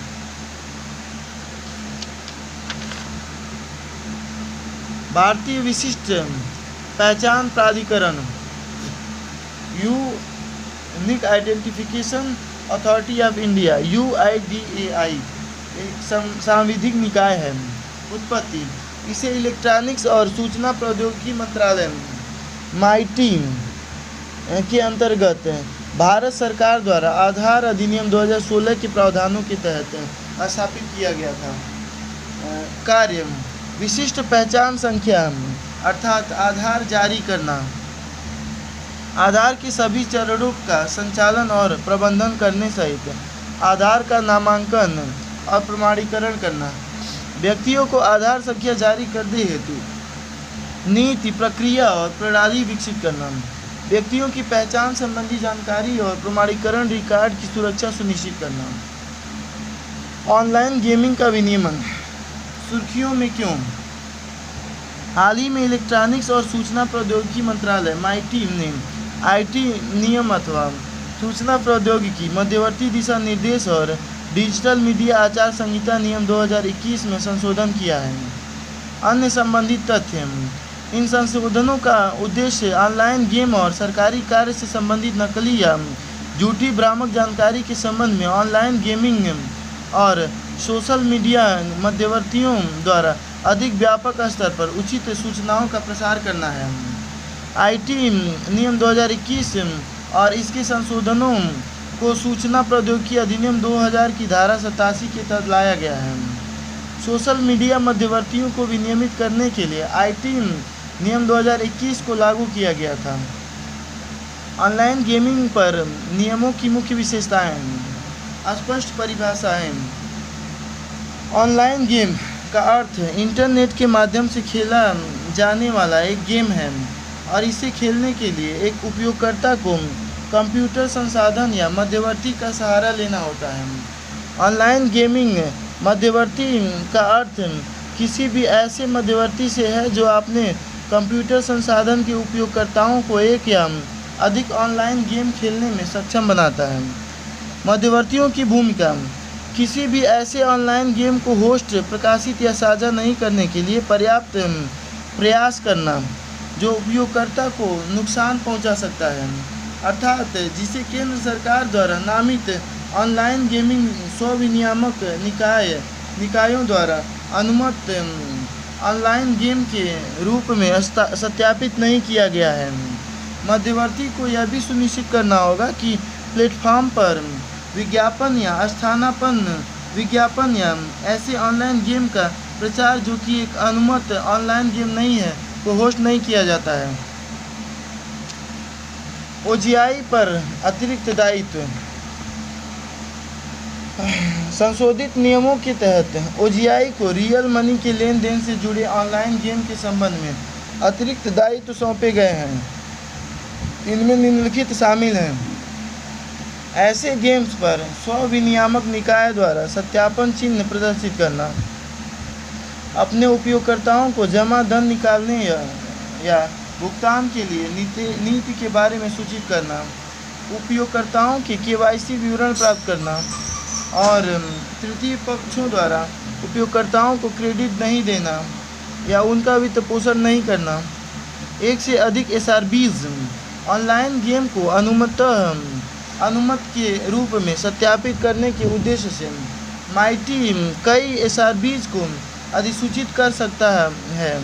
एक SRB को निम्नलिखित मानदंडों को पूरा करना चाहिए: इसे कंपनी अधिनियम 2013 की धारा 8 गैर लाभकारी संस्था के तहत पंजीकृत कंपनी के रूप में होना चाहिए, वह ऑनलाइन गेमिंग उद्योग के प्रतिनिधि के रूप में हो और जिम्मेदार तरीके से ऑनलाइन गेम को बढ़ावा दे रहा हो। उसके द्वारा शिकायत निवारण, आर्म्स लेंथ प्रिंसिपल, प्रकटीकरण और रिपोर्टिंग से संबंधित प्रावधानों को शामिल किया गया हो। साथ ही सदस्यता के लिए स्पष्ट मानदंड निर्धारित किए गए हों। आर्म्स लेंथ प्रिंसिपल, एक व्यापारिक सौदा जिसमें खरीदार और विक्रेता एक दूसरे पक्ष को प्रभावित किए बिना स्वतंत्र रूप से कार्य करते हैं। एसआरबीज का प्राधिकार, एसआरबी किसी भी खेल को अनुमतः खेल के रूप में वर्गीकृत कर सकता है यदि वह संतुष्ट है कि ऑनलाइन गेम में किसी नतीजे पर दांव लगाना शामिल नहीं है। ओजीआई और गेम संबंधित नियमों तथा एक अनुबंध वर्तमान में 18 वर्ष में प्रवेश करने के लिए कानून के तहत निर्धारित अपेक्षाओं का अनुपालन करते हों और ओजीआई और गेम सुरक्षा उपायों के संबंध में एसआरबी द्वारा बनाए गए ढांचे का अनुपालन करते हों। निषेध, किसी भी प्रकार के जुए विज्ञापनों सहित वाले ऑनलाइन गेम निषिद्ध होंगे। भारत में उपभोक्ता संरक्षण सुर्खियों में क्यों? हाल ही के कुछ रिपोर्ट से पता चलता है कि उपभोक्ता संरक्षण आयोग सीपीए के समक्ष लंबित मामलों की संख्या में गिरावट आई है। दिसंबर 2022 में लंबित मामलों की संख्या 5.55 लाख थी, जो सितंबर 2023 में घटकर 5.45 लाख हो गई थी। उपभोक्ता किसे कहते हैं? उपभोक्ता संरक्षण अधिनियम सीपीए 2019 के अनुसार वह व्यक्ति उपभोक्ता कहलाता है जो किसी वस्तु या सेवा को खरीदने या प्राप्त करने के लिए भुगतान करता है या भुगतान करने का वचन देता है, अथवा कुछ हिस्से का भुगतान करता है या कुछ हिस्से का भुगतान करने का वचन देता है या भविष्य में भुगतान करने के लिए कोई अनुबंध करता है। उपभोक्ता अधिकार उपभोक्ता संरक्षण अधिनियम द्वारा प्रदत्त सूचना का अधिकार, सुनवाई का अधिकार, उपभोक्ता का शिक्षा का अधिकार, सुरक्षा का अधिकार, चयन का अधिकार।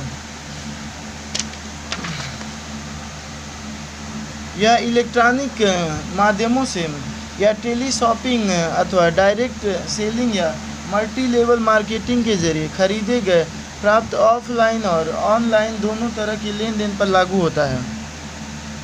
हालांकि यदि कोई व्यक्ति वस्तुओं को पुनः बेचने के लिए या उसका वाणिज्यिक उपयोग करने के लिए खरीदता है या सेवाओं का लाभ उठाता है तो उसे उपभोक्ता नहीं माना जाता है। साथ ही वह सीपीए 2019 के दायरे में भी नहीं आता है। भारत में उपभोक्ता संरक्षण के लिए किए गए उपाय। सीपीए 2019 एक केंद्रीय उपभोक्ता संरक्षण प्राधिकरण की स्थापना का प्रावधान करता है।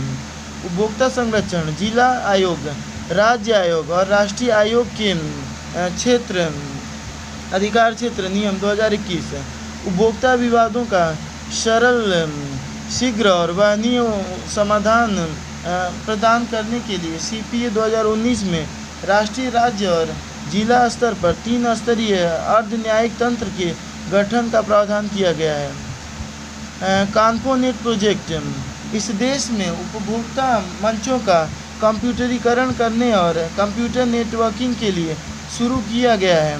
इसे सीपीए 1986 की पृष्ठभूमि में लागू किया गया है। इसका उद्देश्य उपभोक्ता संरक्षण से जुड़े न्यायिक प्रशासन के कामकाज में दक्षता, समन्वय, पहुंच और गति में सुधार करना है। साथ ही इसके जरिए पूरे देश में उपभोक्ता शिकायत निवारण आयोगों में आईसीटी संबंधी अवसंरचना की स्थापना की गई है।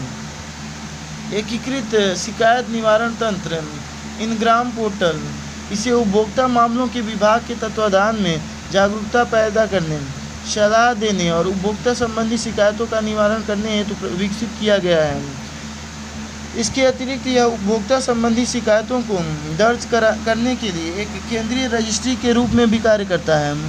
ई दाखिल पोर्टल, यह उपभोक्ताओं को संबंधित उपभोक्ता फोरम से आसानी से संपर्क करने के लिए परेशानी रहित, त्वरित और किफ़ायती सुविधा प्रदान करता है। इस सुविधा से देश भर के उपभोक्ताओं को अपनी शिकायत निवारण के लिए यात्रा करने और शारीरिक रूप से उपस्थित होने की आवश्यकता समाप्त हो गई है।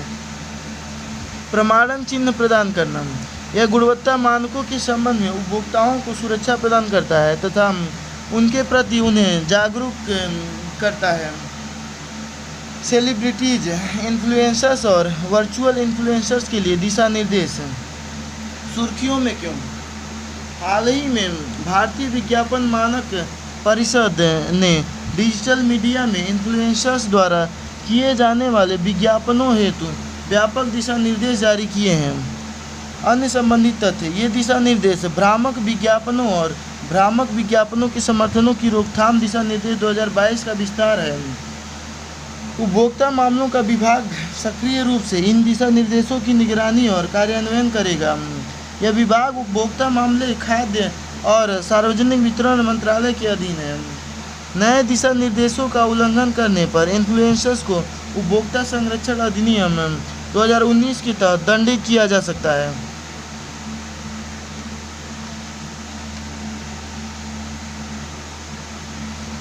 सेलिब्रिटीज़, इन्फ्लुएंसर्स और वर्चुअल इन्फ्लुएंसर्स के लिए प्रमुख प्रावधान: सभी के लिए दिशा निर्देश, प्रकटीकरण, विज्ञापनदाता और इन्फ्लुएंसर के बीच सभी भौतिक संबंधों जैसे मौद्रिक या अन्य पारितोषिक, निःशुल्क उत्पादन आदि का खुलासा करना अनिवार्य है।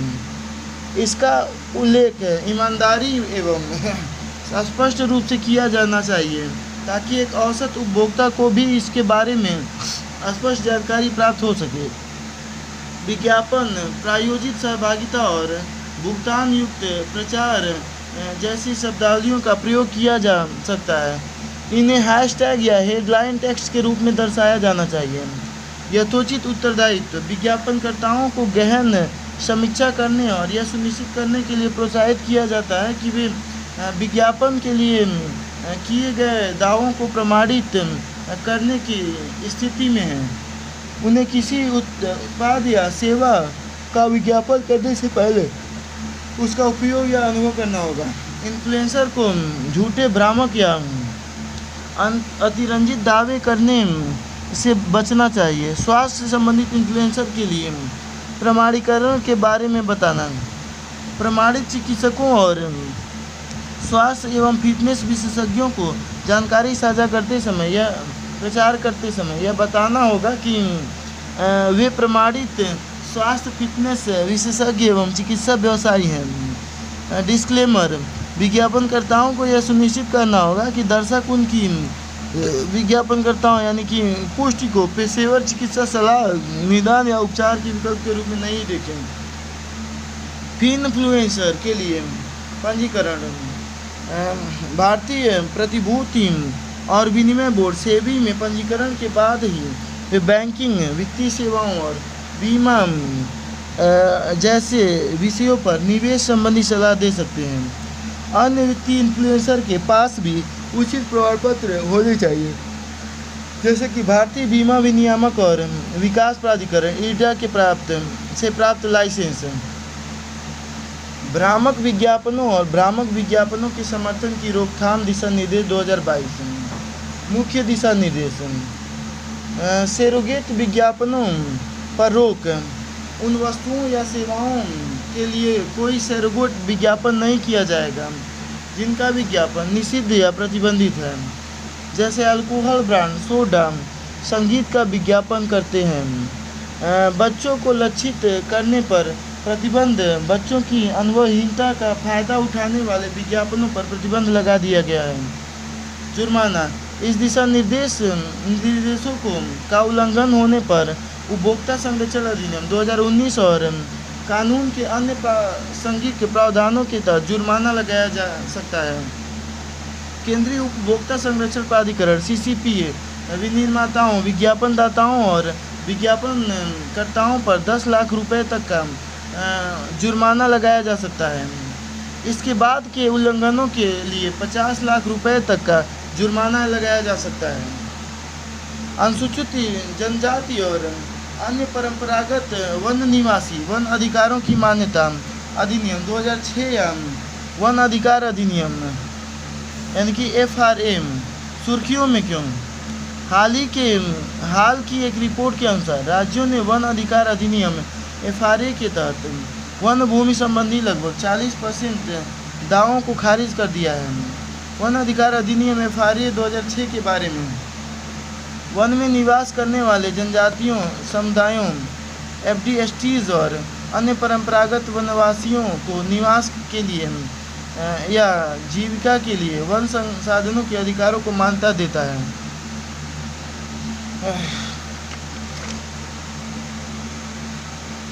एफआरए अधिनियम की धारा 3 के तहत अधिकारों के प्रकार।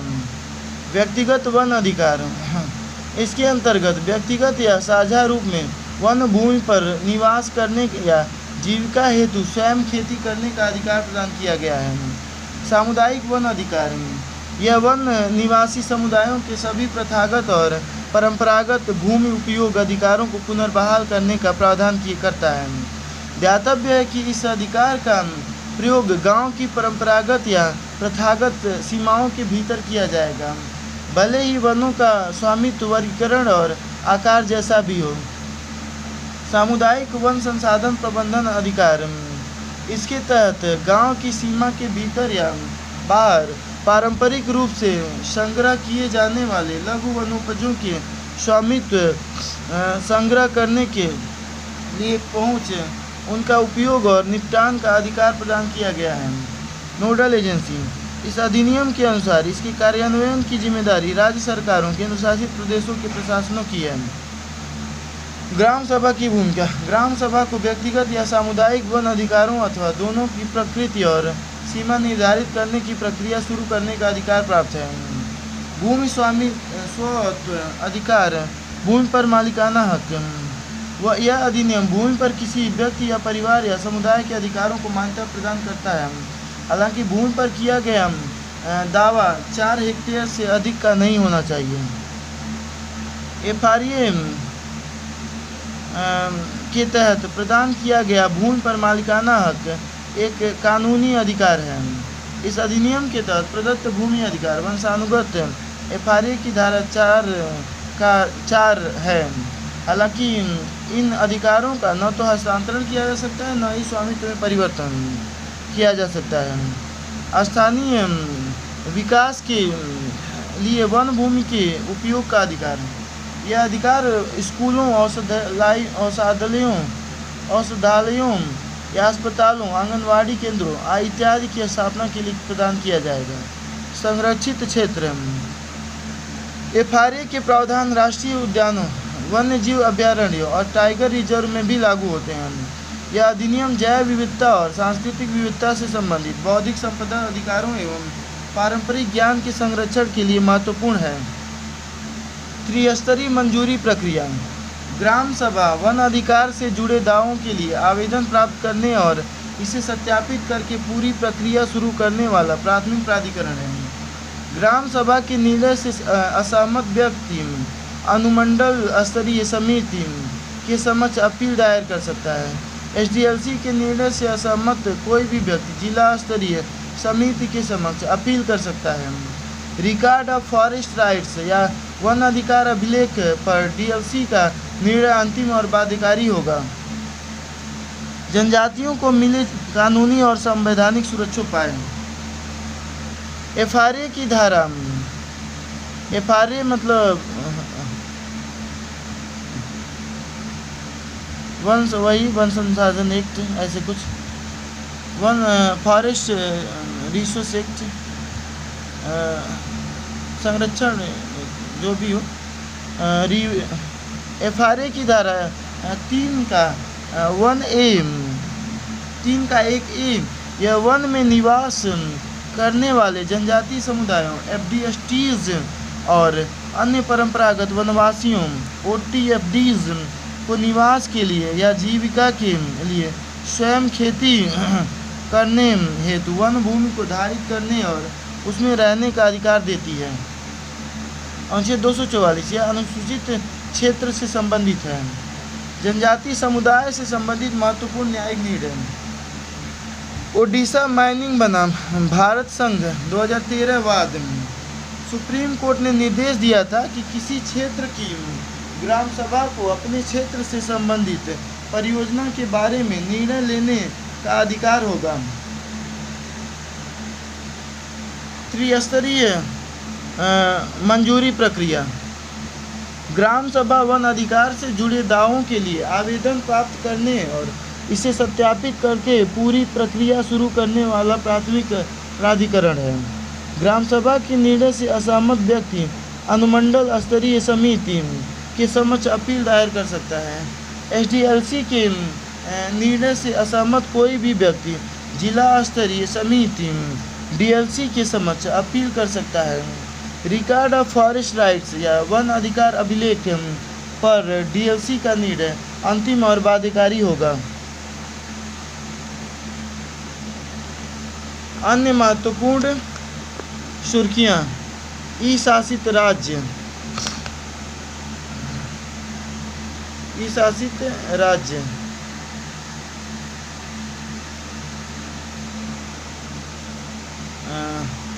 केरल भारत का पहला पूर्ण ई शासित राज्य बन गया है। इसने अपने नागरिकों के लिए सरकारी सेवाओं का शीघ्र और पारदर्शी वितरण सुनिश्चित करते हुए कई सेवाओं का डिजिटलीकरण किया है। ई गवर्नेंस ई शासन का तात्पर्य इलेक्ट्रॉनिक गवर्नेंस से है।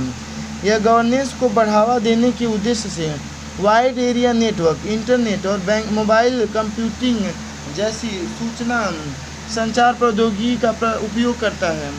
ई गवर्नेंस के लिए केरल की पहले केरल फाइबर ऑप्टिक नेटवर्क परियोजना, इसने इंटरनेट के उपयोग को नागरिकों का एक अधिकार बना दिया है। ई सेवानम यह तालुक स्तर तक के कार्यालयों के लिए 900 सार्वजनिक सेवाओं हेतु एक एकल पोर्टल है। कॉर्पोरेट कार्य मंत्रालय और सूचना प्रौद्योगिकी मंत्रालय की भूमिकाओं का सीमांकन। केंद्र सरकार ने डिजिटल बाजारों पर विनिमय के दोहराव की संभावना को दूर करने के लिए दोनों मंत्रालयों की भूमिका का सीमांकन किया है। यह अनुमान व्यक्त किया गया है कि भारत का डिजिटल बाजार 2025-26 तक $1 ट्रिलियन तक पहुंच सकता है। कॉर्पोरेट मामलों का मंत्रालय MCA डिजिटल बाजार में सभी प्रतिस्पर्धात्मक मुद्दों का समाधान करने के लिए नोडल मंत्रालय होगा। माइटी क्षेत्र विशेष से जुड़े मामलों को देखेगा। केंद्र सरकार भारत में डिजिटल बाजार के विविध पहलुओं को विनियमित करने के लिए डिजिटल इंडिया अधिनियम और डिजिटल प्रतिस्पर्धा कानून सहित अन्य कानून लाने की दिशा में काम कर रही है। पंचायत विकास सूचकांक, इसे केंद्रीय पंचायती राज मंत्रालय जारी करता है। यह सूचकांक पंचायतों द्वारा प्राप्त अंकों के माध्यम से पंचायतों की प्रगति की निगरानी और उनका मूल्यांकन करने के लिए एक मैट्रिक्स प्रदान करता है। यह स्कोर के आधार पर पंचायतों को रैंकिंग प्रदान करता है। साथ ही इन्हें 4 श्रेणियों में वर्गीकृत करता है। इन श्रेणियों में A 75 से 90%, B 60 से 75%, C 40 से 60% और D 40% से कम शामिल हैं। आईना डैशबोर्ड फॉर सिटीज, हाल ही में आवासन और शहरी कार्य मंत्रालय ने आईना डैशबोर्ड फॉर सिटीज पोर्टल शुरू किया है। यह विशेष पोर्टल 5 मुख्य विषय क्षेत्रों में शहरों की स्थिति और प्रगति के बारे में जानकारी प्रदान करेगा। इन 5 क्षेत्रों को, ये है 5 क्षेत्र। शहरों के लिए आईना डैशबोर्ड के 5 व्यापक स्तंभ: राजनीतिक और प्रशासनिक, वित्तीय, योजना निर्माण, नागरिक केंद्रित गवर्नेंस, बुनियादी सेवाओं की आपूर्ति। मंत्रालय डिजिटल इंडिया कॉर्पोरेशन DIC के माध्यम से डेटा प्रस्तुत करने की प्रक्रिया में ULBs राज्यों को सहायता प्रदान करेगा। DIC डिजिटल इंडिया मिशन को आगे बढ़ाने के लिए मंत्रालयों विभागों को रणनीतिक सहायता प्रदान करता है। सरकारी सेवकों द्वारा पुरस्कारों की स्वीकृति पर कार्मिक और प्रशिक्षण विभाग ने सरकारी सेवकों द्वारा पुरस्कारों को स्वीकार करने के संबंध में दिशा निर्देश जारी किए। दिशा निर्देश मुख्य दिशा निर्देशों पर एक नज़र। निजी संस्थाओं या संगठनों द्वारा दिए गए पुरस्कार केवल सक्षम प्राधिकारी की पूर्व अनुमति से ही स्वीकार किए जा सकते हैं। सक्षम प्राधिकारी पुरस्कार प्राप्त करने वाले कर्मचारी के मंत्रालय या विभाग का सचिव होगा। सक्षम प्राधिकारी निम्नलिखित शर्तों के तहत पुरस्कार स्वीकार करने की मंजूरी दे सकता है। पुरस्कार के तौर पर दी जाने वाली वस्तुओं में कोई धनराशि शामिल नहीं होनी चाहिए। पुरस्कार देने वाली निजी संस्थाओं को विश्वसनीय होना चाहिए। संविधान का अनुच्छेद 311 का 2C हाल ही में जम्मू और कश्मीर सरकार ने राज्य की सुरक्षा के लिए खतरा बताकर अनुच्छेद 311 2C के तहत 4 सरकारी कर्मचारियों को बर्खास्त कर दिया है। 311(1) इसमें प्रावधान किया गया है कि संघ या राज्य के अधीन किसी भी सिविल सेवक को उस नियुक्त करने वाले प्राधिकारी के अधीनस्थ प्राधिकारी द्वारा बर्खास्त या पद से नहीं हटाया जाएगा। अनुच्छेद 311(2) यह प्रावधान करता है कि किसी भी सिविल सेवक को भी तभी बर्खास्त किया जाएगा या पद से हटाया जाएगा या उसके रैंक में कमी की जाएगी जब जांच के बाद उसे उसके खिलाफ लगे आरोपों के बारे में सूचना दे दी गई हो तथा सुनवाई का उचित अवसर दिया गया हो। अनुच्छेद 311 2C यह सरकार को संबंधित कर्मचारियों के खिलाफ जांच का आदेश दिए बिना या उन्हें अपनी स्थिति स्पष्ट करने का अवसर दिए बिना उन्हें बर्खास्त करने की अनुमति देता है। यह प्रावधान तभी लागू होता है जब राष्ट्रपति या राज्यपाल जैसा भी मामला हो इस बात से संतुष्ट हो जाएं कि राज्य की सुरक्षा के हित में ऐसी जांच कराना सही नहीं है।